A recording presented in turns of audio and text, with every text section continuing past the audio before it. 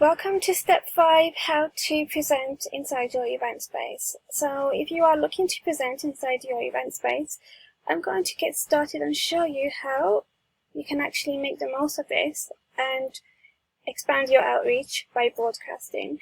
So you can actually broadcast your event with a YouTube live stream. So we have a help article on how to get started.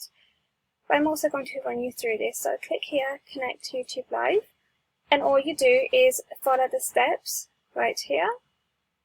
So I want to choose my account or brand account. I want to choose the Remo brand account. Here we go, and I allow, and there we have it. So now I can actually stream a YouTube Live directly from my event.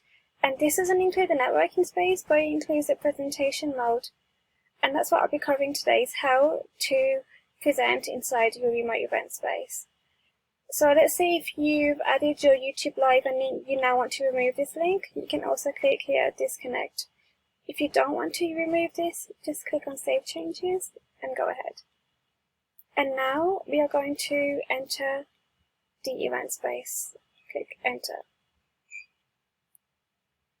Now that we are inside the event space, I can actually go live and start presenting.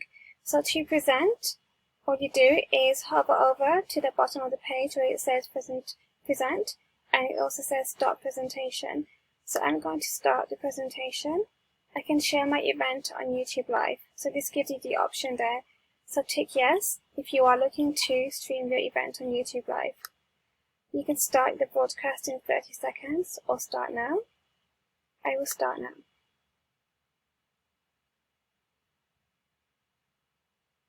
We are now inside the broadcast zone. So here is where you are able to host talks, interviews, panel discussions, whatever you like. I'm going to run you through a couple of features as we get started. So to the right of the page, we have an online chat. And the exact same feature, we have the general chat for everyone inside the event space. A table chat, so this is the same table that you were previously on before you came into this presentation zone.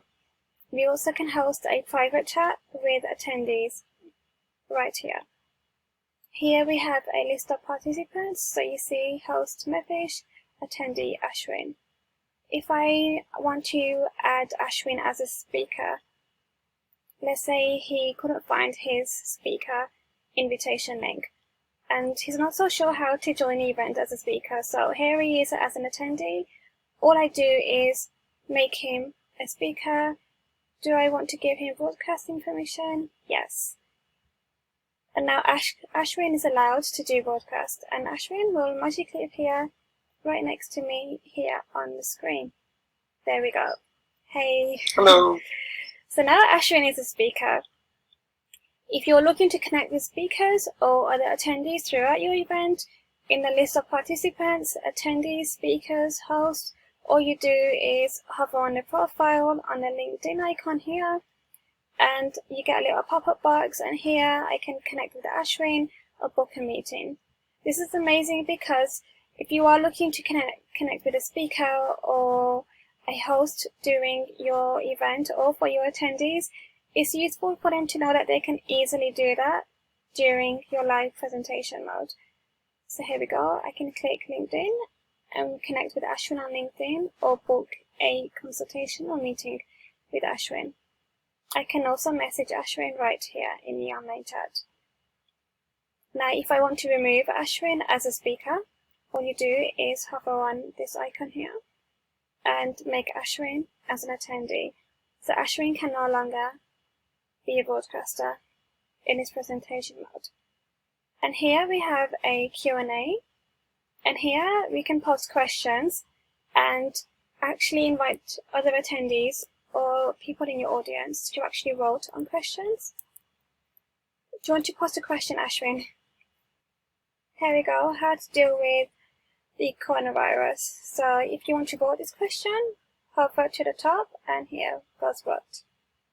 Amazing. So questions can be voted and the top rated questions can be answered to begin with. Now other features I'd love to show you are specified right here. So on the more again, I can add a YouTube video right inside the presentation zone. Here we go. I am adding a video, and this video will appear right here. And if I want to remove this video, I can just click this link and it will automatically disappear. And again, I have the whiteboard feature, so if I'm teaching a class or I'm teaching a theory or I want to share my ideas visually, I can do that here on a whiteboard. There we go. Now if I want to remove the whiteboard, I hover to more and I just click on whiteboard. So whiteboard will always be highlighted if you select whiteboard. And another feature I'm going to start going down towards is on raise all hands. So if you want to raise hands, say I'm asking a question and I'm asking the audience to raise their hands. Here we go, Ashwin has raised his hand right here. Like, hey, he thinks we should talk about the coronavirus. Ashwin raised his hand like, hey, let's talk about it. And if I want to unraise all hands to avoid any disruption during the presentation mode, all I do is unraise all hands. The next feature is the record mode. So I can actually record this presentation. So now that I have pressed record, you'll see it's highlighted in red. We have a recording icon here. This tells you the event is now recording. To stop the recording, click here, stop recording. Voila. And we also have the share screen option. So here we go again. I can share my entire screen, application window, or a Chrome tab. Another cool feature to notice is when you are live in your presentation, it will say so here in the top left hand corner of the screen, live, and 2 will tell you the number of attendees inside your event space, or the number of participants, and that includes you as the host. So this is me and Ashwin, so in total we are 2 people inside the event space. And now let's say that's the end of your presentation and you want to say, hey guys, let's finish the presentation, we're done, and we're going to go into the networking space. And to do that, all we do is click here, stop presentation. So that's the first icon here, present, stop presentation. And here I am back inside the event space, and here's Ashwin. Hey Ashwin. So that brings us to the end of step 5, how to present your event. Now if you have any questions, please feel free to drop us a message. And now I'll be moving on to step 6. Step 6 is what to do after your event. So head on over to step 6 and I'll be running you through the steps you need to take after your event.